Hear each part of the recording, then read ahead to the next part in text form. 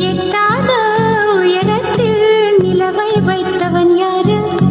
கையோட சிக்காமல் காற்றை வைத்தவன் யாரு? இதை எண்ணி எண்ணி இயற்கையை வியக்கிறேன். எட்டாத உயரத்தில் நிலவை வைத்தவன் யாரு?